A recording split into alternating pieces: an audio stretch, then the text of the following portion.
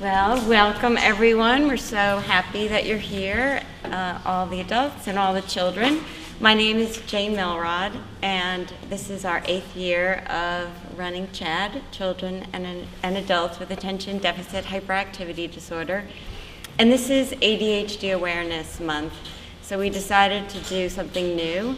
And, you know, a lot of the work that we do has to do with all the problems and all the troubles. And we decided that this month we're going to look at what it means to live your life and to reach your goals with ADHD, because I'm living proof of it, as are all of these people. So I wanted to tell you a little story before we got started.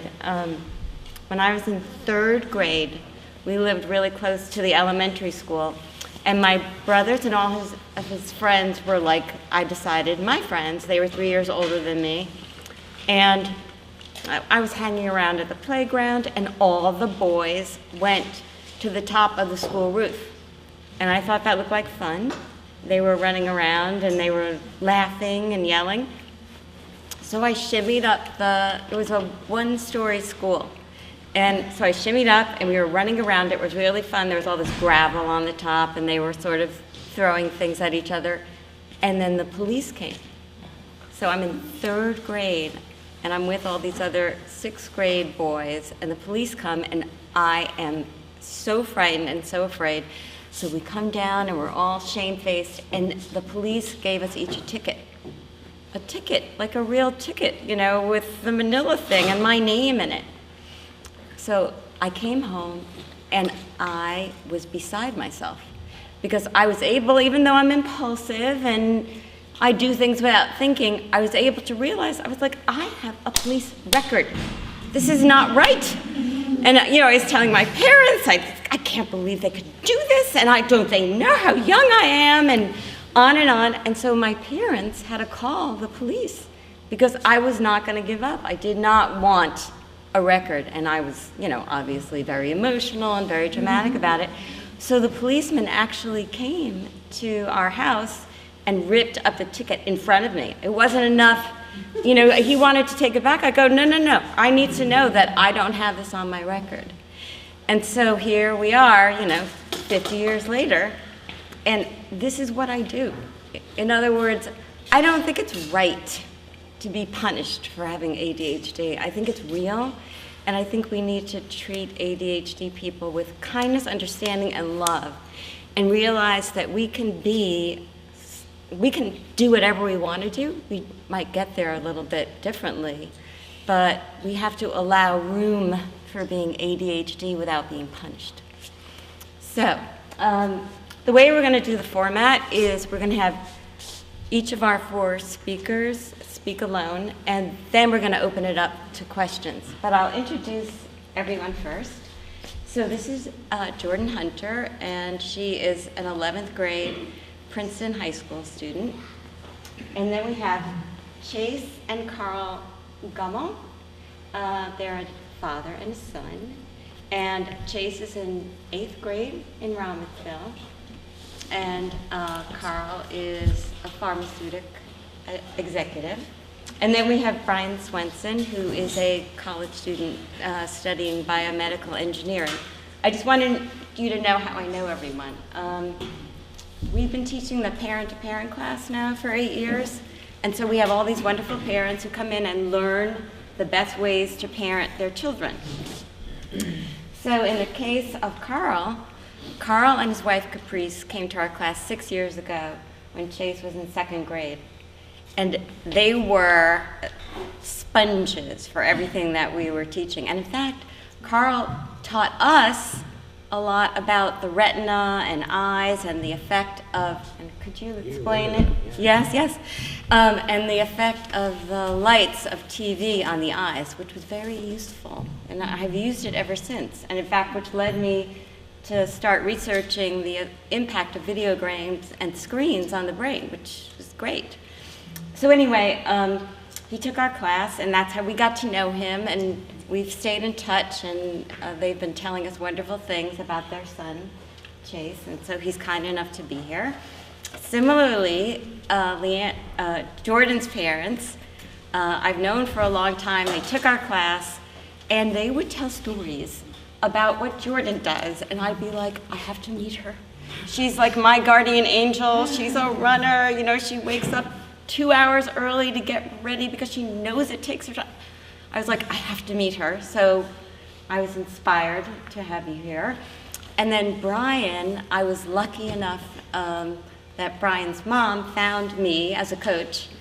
And I was with Brian in a very pivotal moment in his journey of education and career search, and he's done wonderfully. So, Jordan is going to go first. Hi, I'm Jordan, as was said a couple times. I was diagnosed with ADD when I was 6 years old, and my parents didn't really want to tell a very small child who wouldn't understand an acronym. So I was told I had to take my focus pills, and because growing up I didn't really know that this wasn't a normal thing for everybody, I never really tried to use it as an excuse, which affected me a lot later on, even today. I think a large thing with people with ADHD is because a lot of people have told them that they can't focus and they need to take medication or they need to take more time, that it sort of becomes a habit to make it an excuse when really it's just a small part of who you are. I think some really good things that have helped me are when you get home, as high school, you have a lot of homework, and it's good to just start out with something really easy because it'll get your brain into the flow of things, and once you're actually getting into doing your homework, it's 10,000 times easier. And also, if you do get distracted, to not hate yourself or beat yourself up for being distracted, because that's the way your brain works. And to fight it is kind of not the way you're supposed to deal with things. If you have fun by doing something, I love to make videos. I'll try every opportunity to try and make an internet video for a class or a project. And even if something's really boring, I'll try really hard just to try and make it any semblance of something that's fun at all, because it just makes it that much easier. It's no fun to do things that you aren't interested in at all, and it's hard to focus that way. Also, watches are really fun. I didn't really realize them until now. Not like a fancy watch with the arms, a normal watch, like an analog one, wherein I can actually time myself so that if I do get distracted, I can realize how much homework I've actually done, or if I am taking a break, to not accidentally take a break for an hour.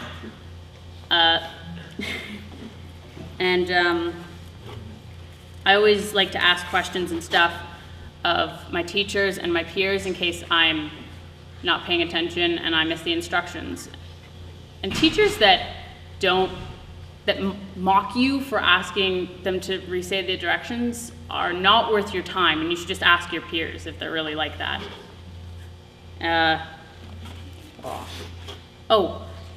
As was mentioned, I do cross country, which a lot of people may think people with ADHD shouldn't do sports if it's really bad because your homework, you don't have as much time, but really that's not the way it works. With intense exercising, it actually helps brain function, so I actually focus better when I do sports. I've actually noticed my grades are higher when I do sports than when I'm off season. And because I have less time, it forces me to get into a fixed schedule faster, because I do want to do fun things after I do my homework. And I use my time wisely because I'm forced to do so. And although I have to take longer to do things, like I take 2 hours to wake up in the morning and people think I'm crazy. it's really like, don't try and rush yourself. If you need more time, it's okay to take more time. Like having a 504 in the SATs. I'm not actually allowed to have a 504 because they say my grades are too high, which isn't that much fun for me because I'd really rather do fun things.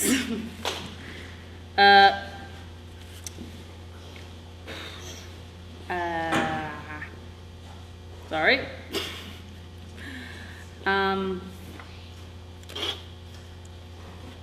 Basically, in my experience, you can actually do more than you think you can.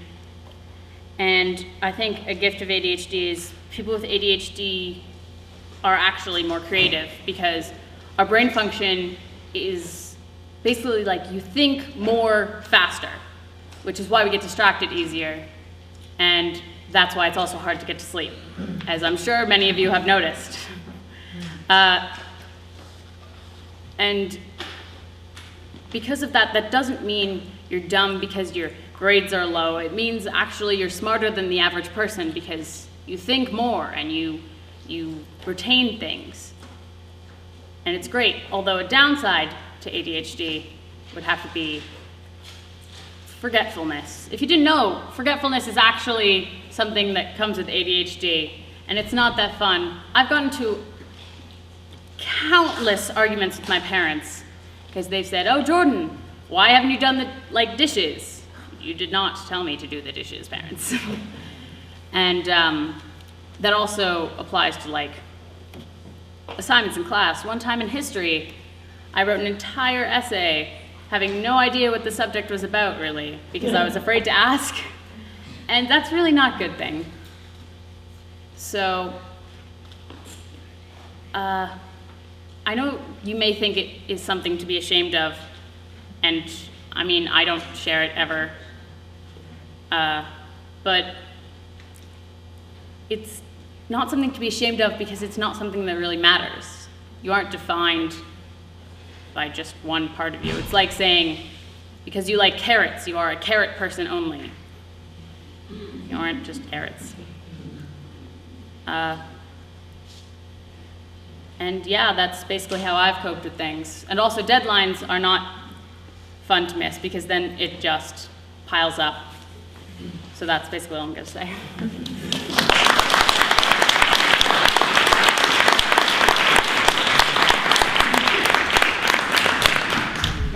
So much, Jordan. That was so beautiful. And I would like to just point out that Jordan is an honor roll student and doesn't have a 504. I mean, really, I'm very proud of you.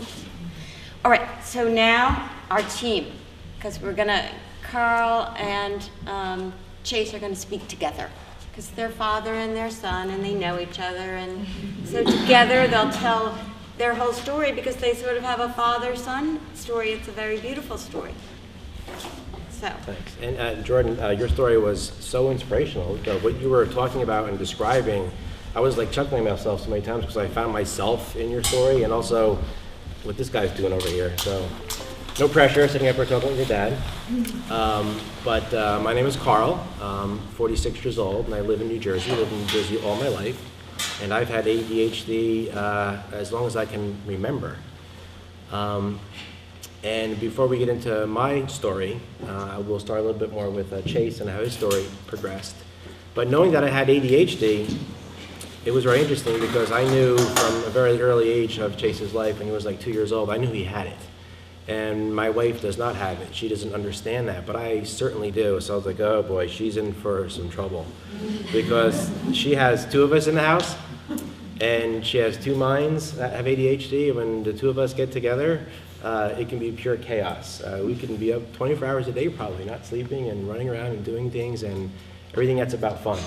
So we definitely keep it active, but for a long time I pity her, and I still pity her because she has to deal with us, but that's such a great ability to have to explain what it is from an adult's perspective. Your insight was fantastic, to understand it and to try and explain it to somebody else who doesn't have the disease. When you're a kid, you just can't do that. You can't tell somebody how you feel. my brain doesn't work this way. I don't learn that way. But when you're an adult and you have the ability to express that, I know exactly what Chase has been going through all throughout his school year. So anything that you wanna maybe start telling your story from the beginning about how it progressed, and we can add in? Yeah, Talk well, loud. I knew that I had ADHD when I was in kindergarten, and in the beginning, I did have to take a focus pill, which I did not really know what it did or anything about it. All I basically did to me was color within the lines of my coloring book. That's all it did for me in the beginning. Now that I'm in middle school, I do take Daytrona to help with my attention in class and focusing. And I have been maintaining a straight A+ average through my time in middle school. What actually works best for me is if you take good solid notes, and the way that you learn, not the way that everyone else learns. It matters the way that you learn, because the way that you learn is the way that you know best. Organization for me is the best thing ever. I do prefer, for me, zipper binders, because it keeps everything in one place. I have 2 binders for my morning classes and afternoon classes. I take everything home so that nothing gets left behind at school. Textbooks also stay home. They're less of a burden to bring back and forth to school. Because I have probably the most terrible handwriting in the world, I do use a computer to help take notes. This was extremely helpful last year and part of this year so far, because everything is legible and it's easier for me to read and get it out. And that is it. That's it for now. Next one. That's a lot of good stuff. You know, one of the things that I guess really helped was the identification of the problem very early. You know, when he was in kindergarten was when we finally had to, take the next step, and, we decided to medicate, and it's helped tremendously. And, as a scientist in the pharmaceutical industry, I totally got that. I understood the need for that. And it definitely helped us get over that hump, so to speak, just to provide, the amount of focus that he needs to actually do the work. Now, being creative is a wonderful gift that he has, because, the biggest mistake that we had with him first was trying to tell him, do your homework this way, learn this way, and it was an all-out brawl because he wouldn't learn that way. So we would ask him, well, how do you learn? And when you're talking to a first and a second grader with all the homework they have to give these days, trying to figure out what works for them, they don't know what works for them. And you think how it works for you should work for them. My wife was a very traditional learner. She studied over and over, high repetition, and a very organized sense of, and she could sit down calmly and do things. ADHD people, we don't learn that way. We learn by doing. We have to be kinesthetic. We have to do something else. And for me to actually try and convince my wife of that, like, he's not going to learn the way you can over and over. It's not going to matter, because your brain will shut off, literally. Even as an adult, if I find people who talk to me, if they speak slowly, or if I'm not interested, I can be staring at them, and I can't understand a word that they're saying. It's just not getting in there. So, we have to adapt to a style that actually fits each individual child. We actually found that, and there's a lot of persistence. I know Chase mentioned he takes home like a 150-pound backpack every day, because everything comes home, because you tend to forget things sometimes. So everything comes home. And how was school? Of course, the Wilmer answer, fine. What's for homework? Nothing.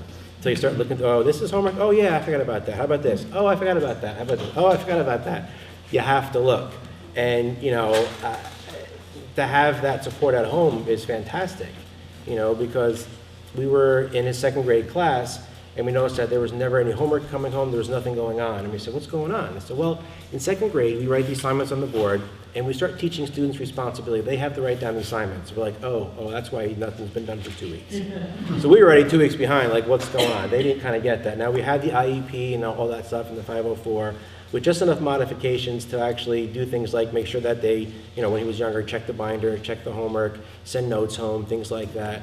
We've progressed past that, obviously, because, you're at a certain age, you can start taking responsibility for that.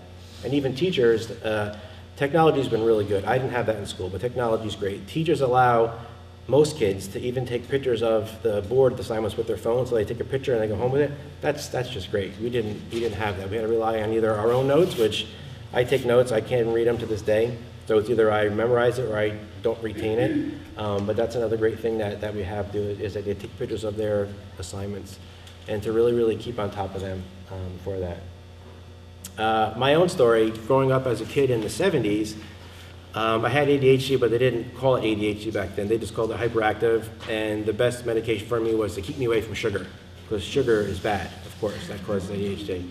Well, of course, there was nothing going on there. So, there was nothing for me to actually do, to actually cope and to learn. There was no child study teams. There was nothing like we have today. There were no accommodations. So for me, it was either sink or swim. And I think I was just fortunate because I had a great recall memory, and I was able to learn things and retain it. The only caveat, though, was I was only able to learn and retain things that was of interest to me. If it was boring, no, it's just not going to sink, and it has to be of interest to me. And, any project that I tackle, even in my life today, I'm going to go after the fun things first. Absolutely, the things that are fun, the things that I don't want to do, even though they may be incredibly important. If it's more fun, if it's more stimulating for me, I'm doing that first. The things that are not so fun, I wait till the last or don't do them at all. So for school, it was an enormous struggle for me. And I graduated high school just okay, C average. I think I made the honor roll once. I think it was by accident, maybe. But I was always, my goal was like the ABC list, and I would just barely squeak by.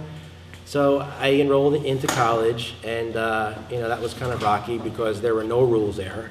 You didn't have to show up to class if you didn't want to. Well, that's just great. I'll read the book and show up for the exams. Well, after my third semester of nearly flunking out, I decided to take a little time off and just, make some real money in the world and work in full-time as my job in an ice cream store. So I scooped ice cream. It was fun, but I thought, that's it. I don't need school. I'll just work here. This is a great job. And I did that for about 4 or 5 months, and I realized it wasn't enough. I was about 20 years old, and I realized this is not going to work for me.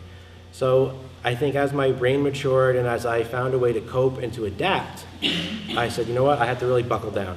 And that's when I went back to college, and I finished my undergraduate. I got a job working in research, and I went on to get my master's in molecular biology. And 23 years later, I work in a pharmaceutical company. I work in neuroscience, and I do psychiatric drug research, which is kind of funny. I don't know how I wound up there. I just kind of worked its way back, though. But I talk to psychiatrists all day long, and we talk about the brain and chemicals, and it's just so fascinating. But if I didn't have that moment of self, retrospection, if I wasn't able to look inside and make that decision to make the change, I don't know where I would have been.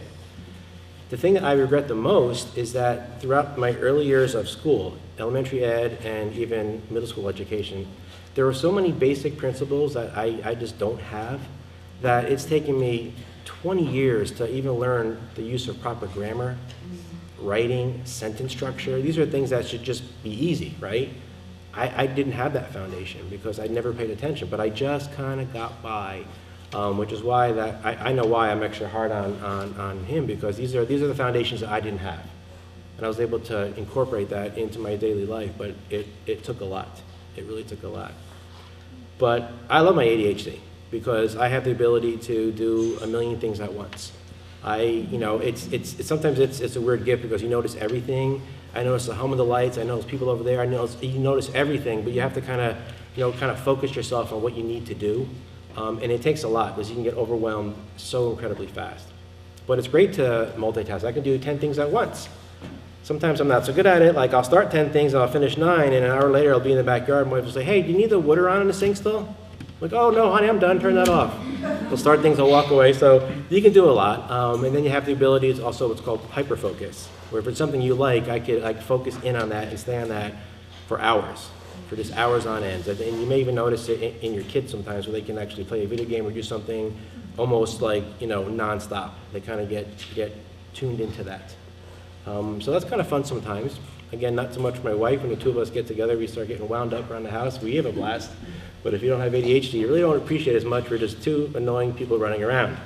We have 2 kids. My wife thinks we have 3. I'm the 3rd one. But we learn to get along with it though. So that's my story. I think we took over 5 minutes, but thanks.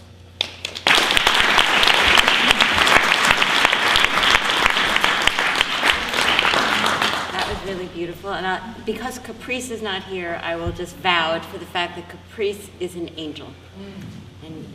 And she appreciates both of you. I think that was the most beautiful part about her parent-to-parent experience, was she was so open to learning what it is, to live with ADHD. She just came away with this great appreciation for you, and it was nice to see. Okay, so now we have Brian Swenson, who has a great story to tell. Yeah. I'm Brian Swenson. I am 25 years old, and I'm currently, I think, a junior at NJIT in biomedical engineering. My story is slightly different from everyone else's because I didn't get diagnosed with ADHD until I was 22. So most of the stories they told sound almost scary similar to mine, and parts of them. For instance, most of the things Carl said sound exactly like me, and you can ask my mother. The hyper-focus, the ability to do things all at one time. Like last week, I wrote an entire program to take in motion capture files while watching Parks and Recreation and talking to someone online, which is not something that normal people should be able to do. So I made it through most of middle school and high school without doing any work, which is great for me because of the fact that I was able to do that. However, it also stopped me from being accurately diagnosed, and instead I was labeled as lazy or just without the ability to apply myself. I graduated high school in the top 10% of my class. I went to Middlebury College in Vermont, initially going into neuroscience, at which point I got pneumonia and did not do neuroscience. And I was a political science major for 2.5 years. And then I failed out of Middlebury. Then I bounced around local schools here, and much like Carl, decided that I was going to make some money, also in a very menial job where I did not make much money. I brewed beer for 1.5 years, which was fun, and I liked the idea of it, except for the fact that for 1.5 years I functioned well below where I should have been, and it was a testament to the fact that I at least matured in some way, that I was able to do something I didn't want to do, but at the same time it was just constantly making me depressed because of the fact that I would go to work every day and then not think for 8 hours a day and then come home and do God knows what. And after that, I quit my job and then found Jane. And that was a major turning point for me. And now I'm doing very well in college, and I have a 3.9 GPA.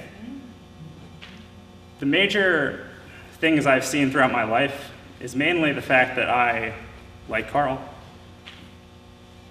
if I don't want to do something or if I don't find it interesting, I might tune it out. More likely than not, I will not do it at all. When I was going to William Patterson for a semester, I went to 2 of my classes and got straight A's in those 2 classes, and failed the other 2 classes because I didn't go. And I've realized that, while I can rationalize it to myself and say that I don't think this is important to me, or why should I need to learn how to write if I'm going to be an engineer, that ultimately, it's a very self-defeating thought process. I've also realized that my biggest problem oftentimes is procrastination, and one of the most profound things I ever read in a book was the fact that people with ADHD have 2 time zones, which is now and not now. And I functioned largely in not now. So if I had an assignment due, in a week, I'd be doing it, Tuesday at 11:59 p.m. And now, because of the fact that I am aware of this disease that I just don't do things on time, I've started doing things earlier, which is just being diagnosed was such a good thing for me because of the fact that it gave me the awareness that I wasn't just lazy or a procrastinator, that there was some pathology to what I was doing, allowed me to, actually look at myself and say, like, maybe this isn't the best idea in the world. Because, like, once you start doing things on time, it's really nice to go to bed at, like, 10 instead of 2 a.m. But like most people, I still have, the occasional pitfalls where if for a writing course, I'll still be writing it the day before because of the fact that it's still writing. Like Jordan said, watches and calendars and things like that are hugely beneficial. And I know I'm not an organized person. And so basically I try to take everything that could, jumble up my brain and sublimate it to something else. So my Google Calendar is, full of things, which probably don't need to be there for a normal person, like coming to this.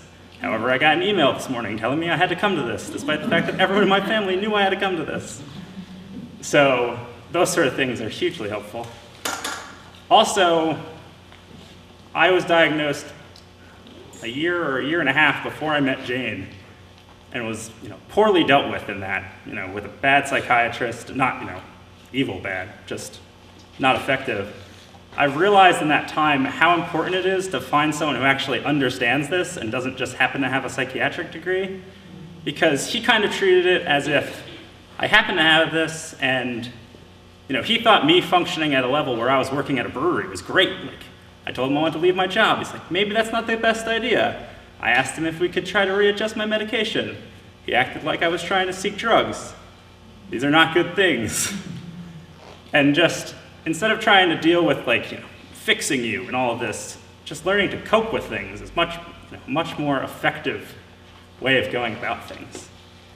I don't think I have anything else to say. That's all.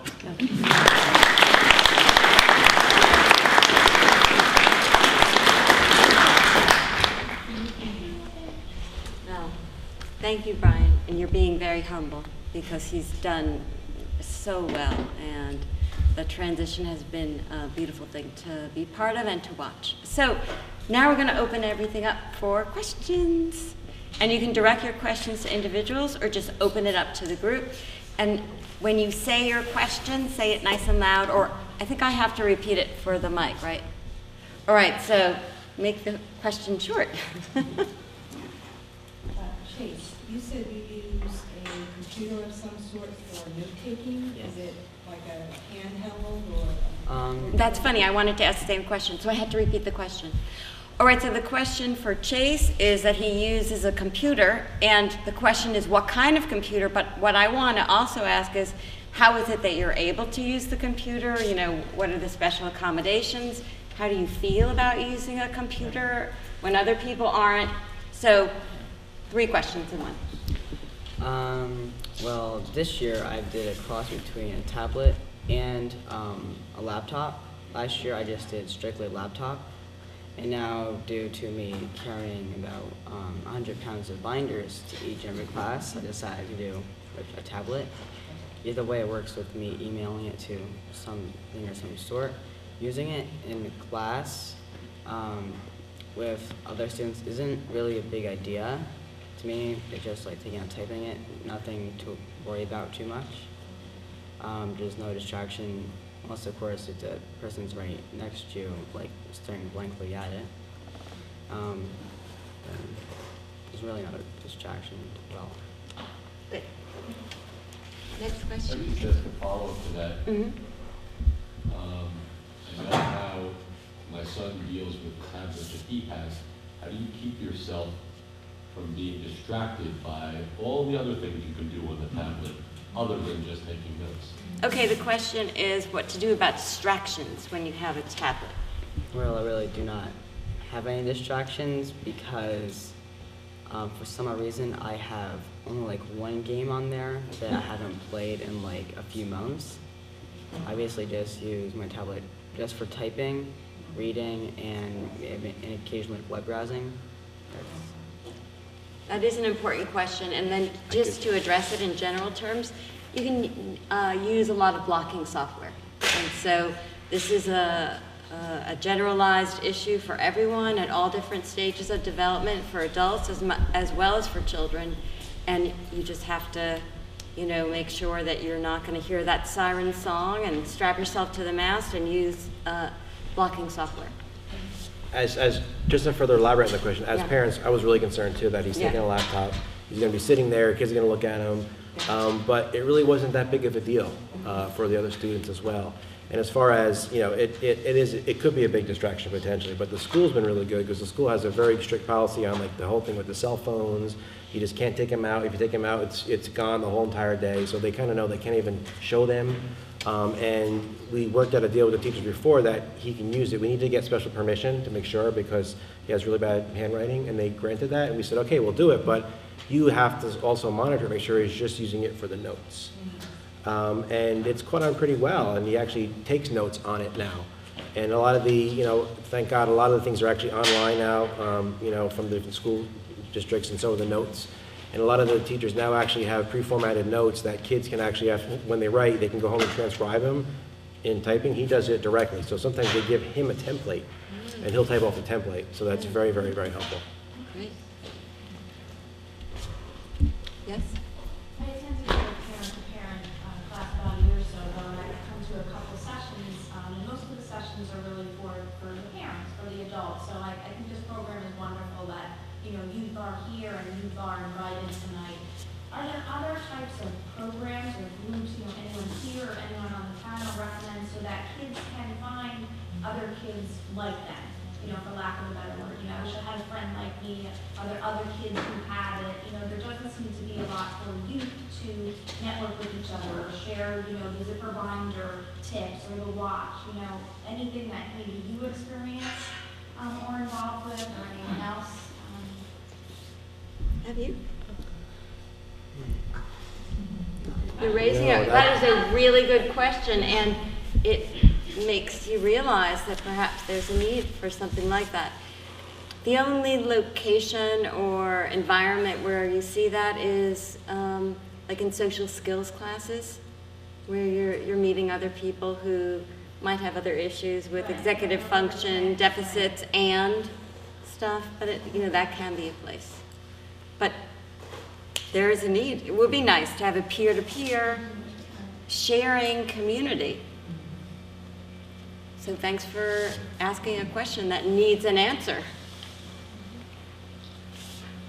I have a question, general question, in reference to frustration.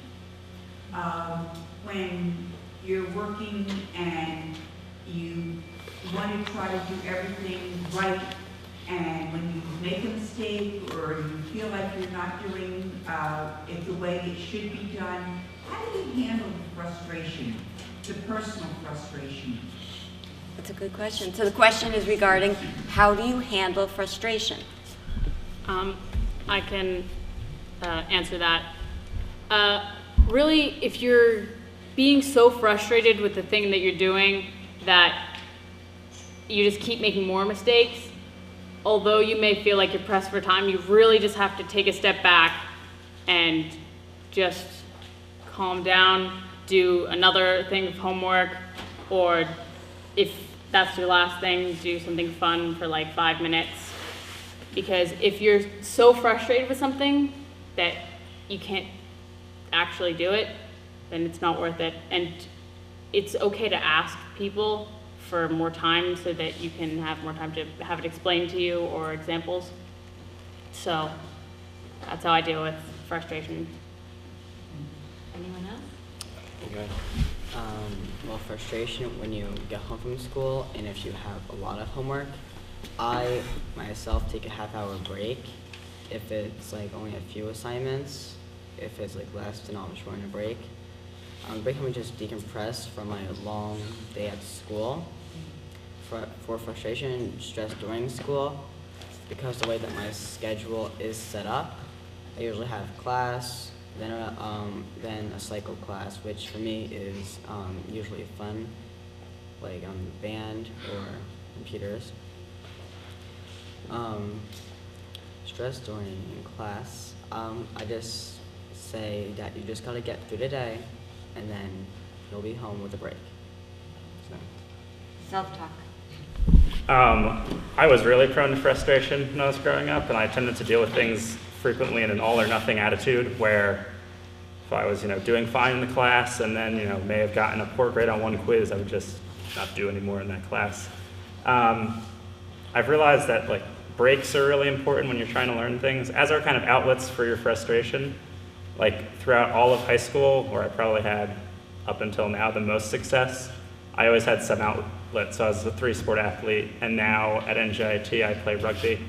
And so just having, obviously there are not hugely contact sports for children, but just having something to get some of the energy, because oftentimes, in my case, the energy and the frustration were very closely tied together, is a huge benefit. And being able to deal with something, if you wanted to study for 30 minutes, putting a time limit on that is just as important as putting a time limit on something you're doing that's fun, because staring at a book for 2 hours isn't going to get you anywhere if in reality you're learning for 10 minutes of it and then just staring for 50 or 110. One more thing to add to that, when you have ADHD and you see something that you get frustrated with, it becomes a problem that just grows exponentially, like to the point where you just want to avoid it altogether and just not even do it. Like if you're not going to be good at it, and you don't get it right away, sometimes you don't keep trying, you'll just walk away, and that's a really bad thing. So as an adult, you know that you could break it down, and I always tell that to him too, break it down. If I say build a house, you can't build a whole entire house.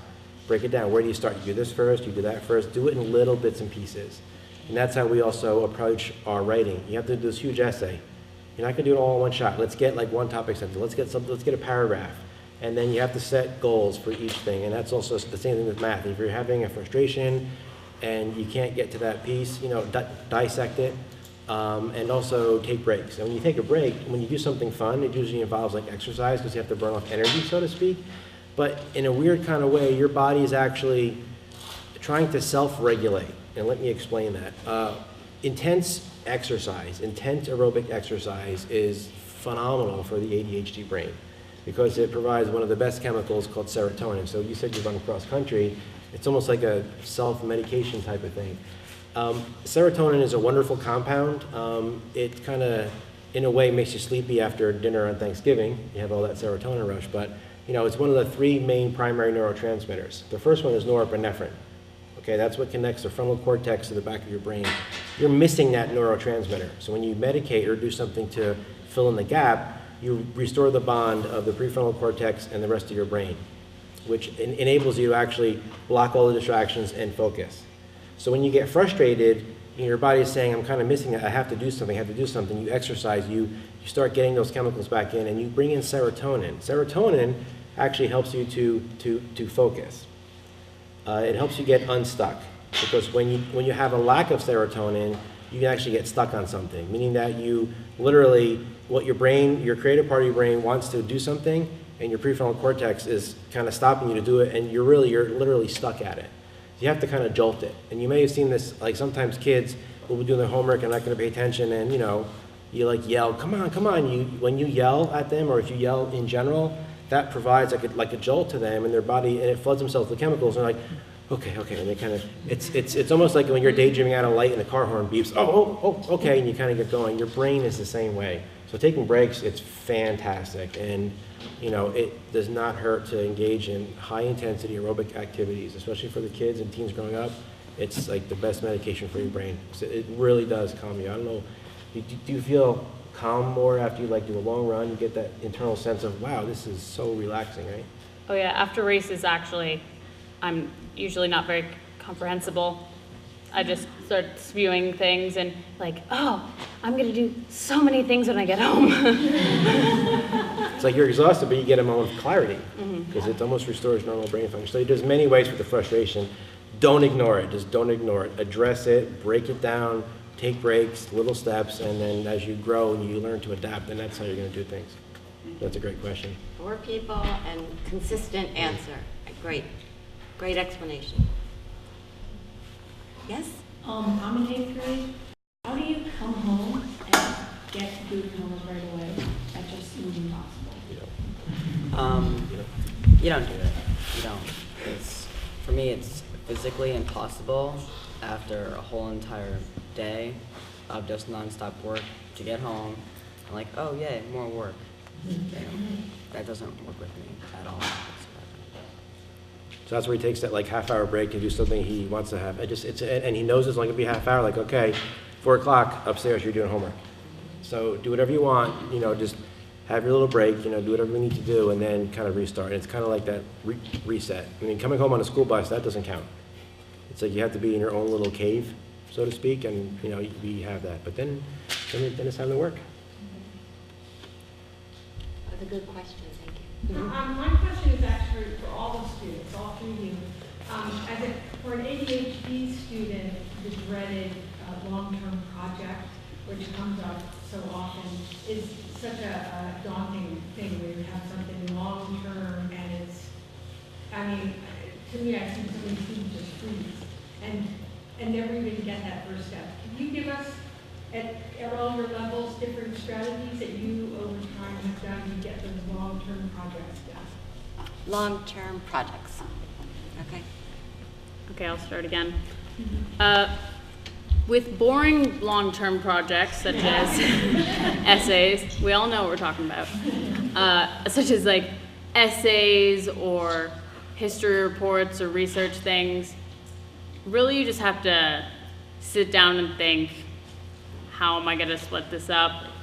And I think a great way to just sort of focus and just sort of do it is also just wordless music, like classical music or metal. And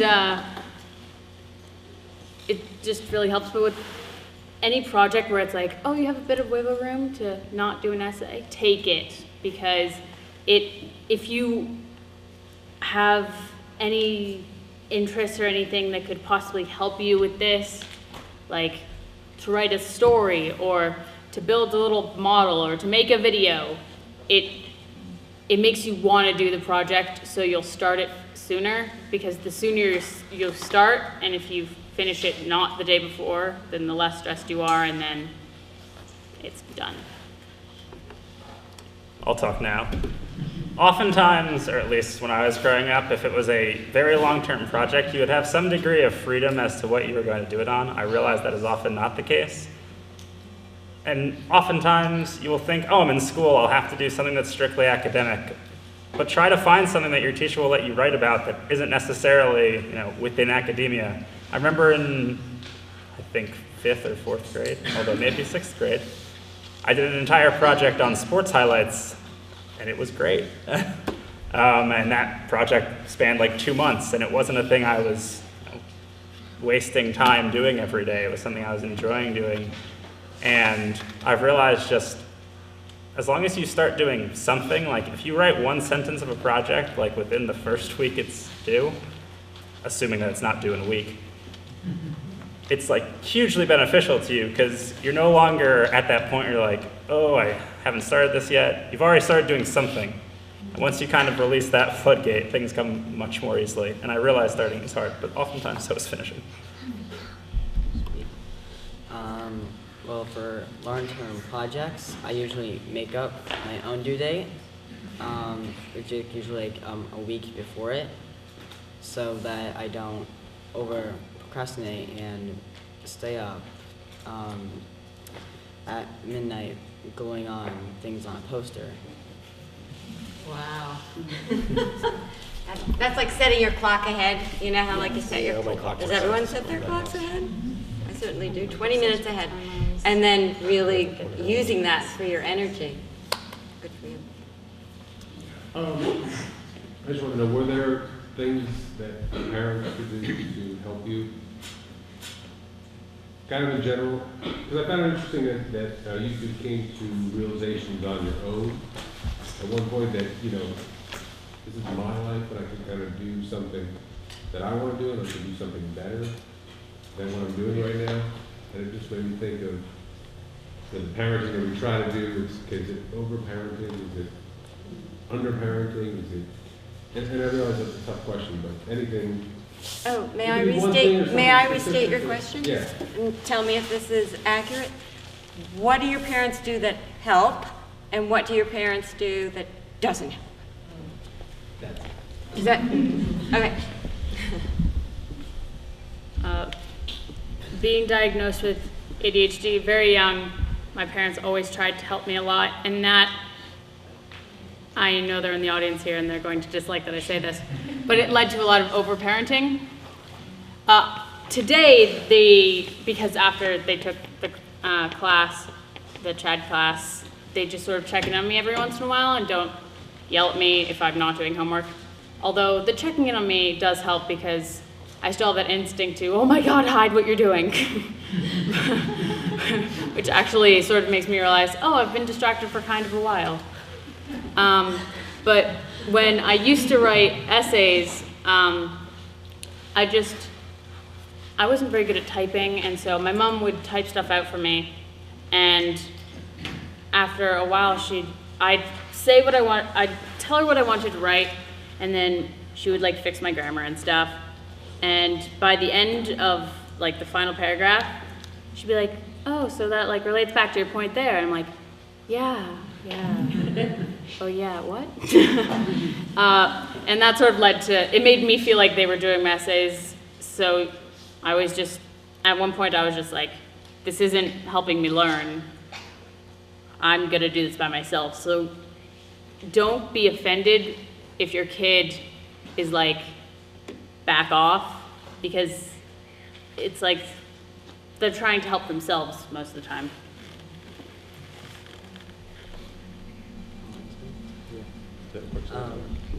Let's see, what doesn't work? Well, the traditional way, according to my mother, of studying is looking over your notes a lot. To me, that is against my morals because, when I do study,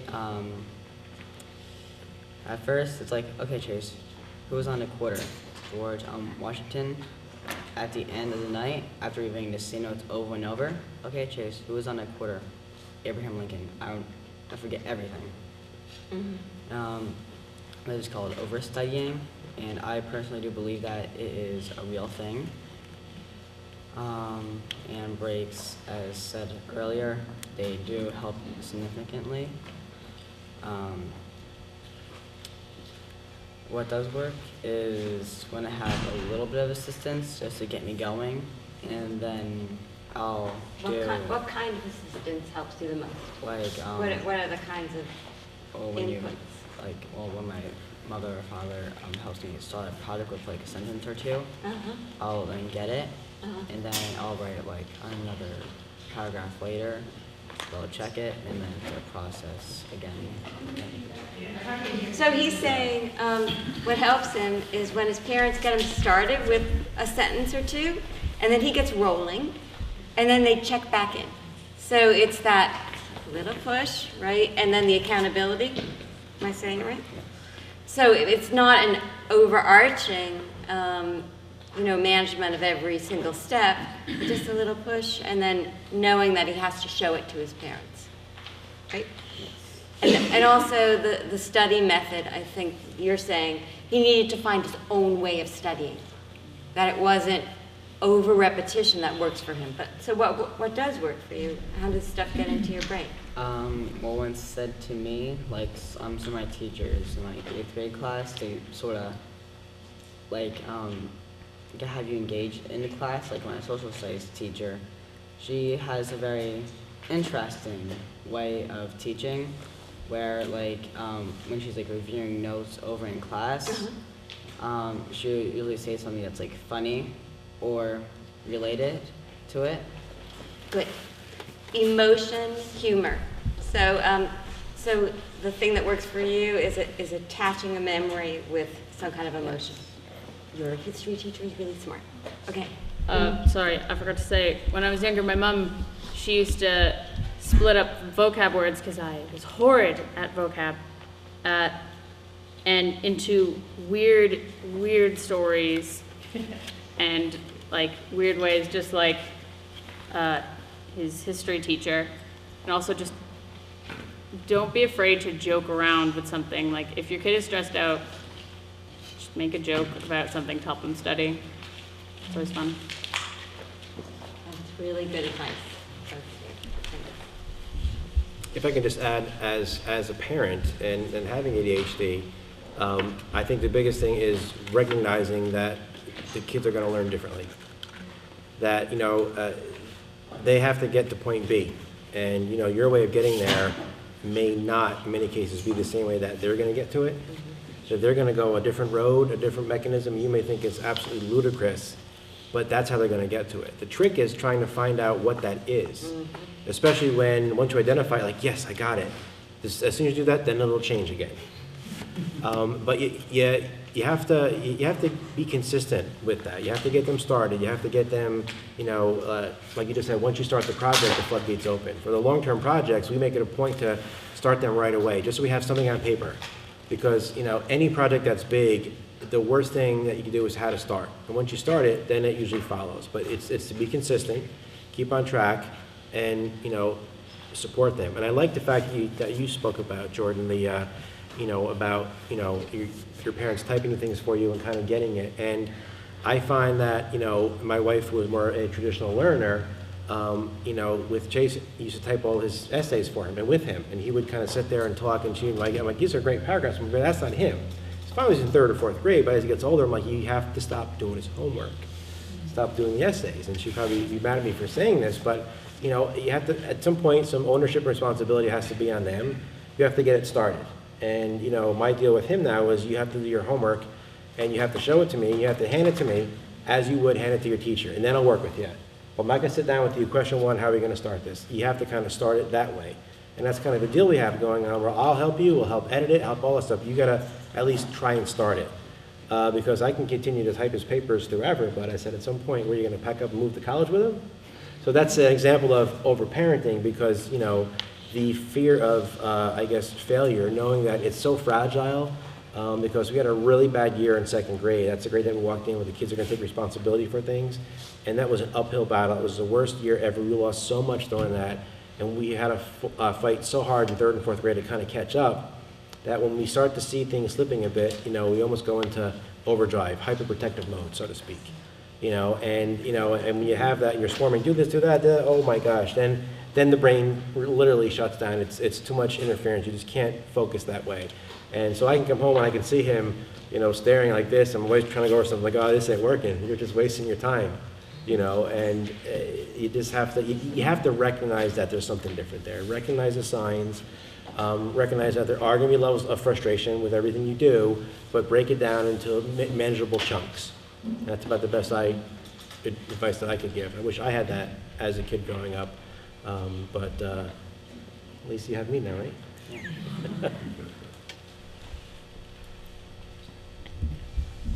Oh, you already, so you please. I've got a question about homework too.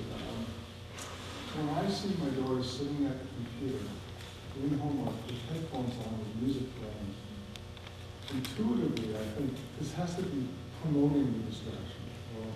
But I've been told no, that's not the case. What The question is about how can you do homework when you have music on? How can that be useful and not distracting? You do? Yeah, I listen to music all the time. It also sort of depends on what music they're listening to. But personally, I think it's way easier to do things when I have music on. If there's words, I may listen to it and go off on a brain tangent. But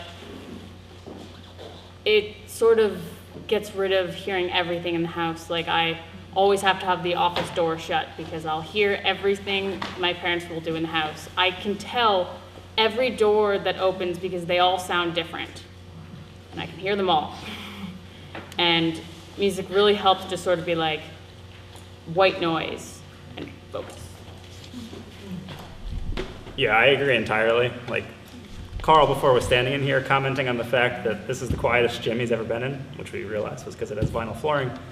But people with ADHD are aware of everything that's going on, and the only way I can sleep is if there's music going on in the background. So while it initially will seem like a distraction, it's ultimately just a filter from every other, greater distraction. Regardless if it has words or just classical music or death metal, it's filtering out the dogs barking or the floor creaking because of the fact that the wind's blowing. And it's just music. And usually, or at least I, it's just in the background. Like, it's not actively changing, even if it's on headphones. You know, I know the songs already. I'm not learning anything new from the song. I've listened to music, sang, and done homework at the same time. Not well, the singing, the homework was fine. It's just, it stops you from being distracted by everything else in the world. It really does. Like, just imagine that every single sound in the world is exactly the same volume. Like, that little scratch on the table is like 100 decibels, you know. Someone walking, like everything is incredibly loud, and there's like 50 distractions. Everything is that amplified, because you're hypersensitive to everything. You realize the shirt on your back, you realize the shoes you're wearing, the seat you're sitting on, the temperature of the room, something going on. You see and hear every little stimulus totally amplified. In your brain, you really just, cannot distract it. It's almost like that Calgon Take Me Away commercial, like the ladies, everything's all distracting, the phone's ringing. It's like that for everything. So when you put the headphones on, even though it's just loud music, it takes all that amplification to one distraction. And that blocks, it's like putting on it blocks out everything. You're like, okay, you can sit there and the world goes by. It reduces 50 distractions to one. It doesn't make sense unless you think of it as everything is totally amplified. So it's like noise canceling headphones, really. Yeah. That's an interesting observation. It takes away randomness and creates predictability. It creates one noise, like white noise. Yeah. So I have a question for Carl. While we have this rare opportunity to be videotaped, will you please explain the effect of the colored lights on the retina and the brain so we can have it captured and so I don't have to try to remember it every time? I love TV, okay, I'll admit, I love TV. I could just sit and watch TV, and sometimes I watch TV endlessly for hours, even though it's nonsense. I just can't seem to draw myself away from it. And there's actually a phenomenon called entrainment, where the TV, obviously, it's a strobe light. It's not a continuous light, it's a strobe light. And the frequency at which it flashes resonates with your own mind waves, and it's called entrainment. You get drawn into it. So when you put a TV screen up anywhere with anything, people are just drawn to it, and it flashes. It's almost like a homeostasis pattern. And so the flashing lights and the patterns, you actually just want to look at it. And it's totally subconscious. You have no idea what's going on. I don't know if the people that invented television did it on purpose, but it's like 30 frames per second. And you just watch it, and you're just mesmerized. And so when you have a source of focus or mental stimulation for ADHD, the TV set, sometimes when it flashes, will suck you right in. I have to turn the TV off if I try and study or do something. That goes off, because that will suck me in. Music, I can block everything else out. But if there's a TV on, it's like it's a magnet. You're just drawn to it. I just can't turn away, because it provides that extra fill-in for you. You guys ever have that? You watch TV mindlessly? Internet videos. Yeah. Yeah. Yeah, but that's what I want to do, so Yeah. not too much of a bad distraction. We'll just take one more question and then we're going to wrap it up. Okay? Mm-hmm. Well, thank you very much for your comments. I teach Spanish as a foreign language to people who have a special need. Some of them, young and adults, have ADHD.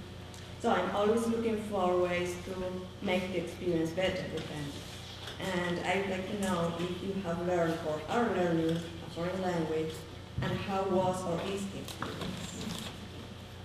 Okay, the learning of a foreign language and what the experience is like with ADHD, is that? Or are you looking for tips on how to teach someone with ADHD? Which is your focus? No, just experience. Okay, experience, learning foreign language with ADHD. It's horrible. Why? Because it's like trying to learn a whole different number system. If you aren't paying attention for a singular day, you can be behind for like ever, because you won't relearn that. And some days you'll just learn, oh, dog is like this and cat is that. And it's like, how do I put that into a sentence? We already taught you that. Wait, what? No. And so I actually heard from my parents that the class said that it's actually typical for people with ADHD to have difficulties with foreign languages because it requires lots of focus and short-term recall. Forgetfulness is a problem. I'd like to answer that question as well, as someone who has ADHD and loved foreign language and really was into it, but had the blips in my attention so that when I got to the higher levels, you know, and I had to know these things by rote, like the verb, masculine, feminine, you know, I just never had that rote learning. So even though I loved it and I love the foreign language, it became a deficit as I moved up. So, you know, in ADHD is about interest. So you can love something, and so if you don't like foreign language, of course you would hate it, right? But even if you love it, you know, you can miss pieces, and then your house is not built on as solid a foundation. What about your experiences with foreign language? It's interesting because one of the first things that was waived for Chase was a foreign language requirement. Yeah. You'll never have to take it. Yeah. And that was something that's incredibly common because they don't. So when you said you teach kids like that, I was very intrigued as well because foreign languages in school for me, it was incredibly difficult. Yeah. As an adult now, I mean, I wish I spoke a different language. I meet so many people that speak 2 or 3 languages, and I feel so inadequate. I'm like, yeah, I barely know English. You know, I wish I. The question is about being able to be in college without having a I had to take Spanish in freshman year of college. That was one of my hardest courses I ever had to take. Because by that time, kids had gone through 4 or 5 years in school, so they were fluent in it. I'm just like, I don't even know the verbs. It was like the worst thing ever. You know, it was horrible. That she has no chance of even getting into a college unless she takes 2 years of foreign language. Is that, I just don't know how it works there. Is that the case? I haven't got to that point, no. I've heard that a lot too, actually. I don't take a language anymore because it was killing my grade and it was very stressful for me. They recommend 3. 1 is the requirement to graduate high school, and I took 2. If you really think it'll be that hard, you should take the beginning class for 2 separate languages, because if you mess up on one language, then you can start from scratch from the other one. But they should be similar. You shouldn't do like Mandarin and then French. You should probably do French and then Spanish. What about you, Brian? I really enjoyed foreign languages for the exact reason that Jordan hated them. It was like learning a new number system, which sounds awesome to me. So but once I actually had to go to like, you know, writing paragraphs in Spanish, I'm sure it was, you know, very childish nonsense. But I really enjoyed saying, you know, cat is gato and learning all of these sorts of things. When it comes to like a college saying like 2 years hard and fast, you have to get in there. I definitely always try to actually like talk to someone in that college and try to ask them a question. Because in my experience, talking does a lot. For instance, when I went to NJIT the first time, I went there as a non-matriculating student, then tried to apply for admission and they rejected me. And so I, you know, emailed the dean of admissions and got an appointment and ultimately was able to like fight my way in with my GPA at that school. So certainly I always just try to ask and get, you know, talk to someone and explain the situation, because they have the rules to, you know, scare people away. They're not, you know, set in stone, and it's always good to ask that sort of question. So with that question, I would like to just thank everyone for your participation. We learned so much from you. Thank you for being here. And thank everyone else for coming out tonight. It was really wonderful.